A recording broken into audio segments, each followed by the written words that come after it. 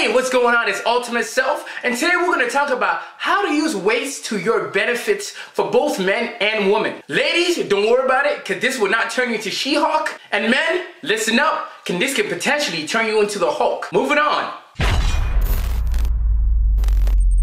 What are the benefits of weights? Weights can help you to be stronger as a whole. Weights give you extra joint stability. And when used properly, weights can even help you gain range of motion. Here's what happens when weights are used improperly. You lose range of motion. Your body's only half strong because other muscles attached to the opposite side of the joint is both weak, stretched, and unstable. What do I mean by this? Let's take the biceps for instance. The bicep is attached to the elbow joint, and the opposite side of that elbow joint is the triceps. So if the bicep is getting worked and worked and worked, let's say your arms are straight.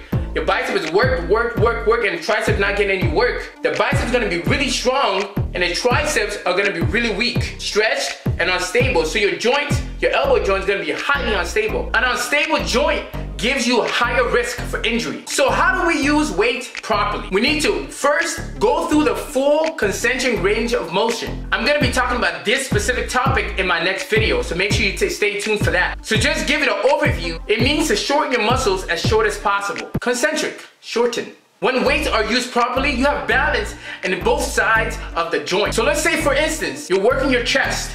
If you work your chest, you work your chest, you work your chest, but you don't work your back, because everyone sees your chest and no one really pays attention to the back, you think. You're gonna have a half strong body, which means the other half is really weak and can put you in danger for injury. Hey babe, you like my front side? Don't look at the back side, because I don't pay no attention to it.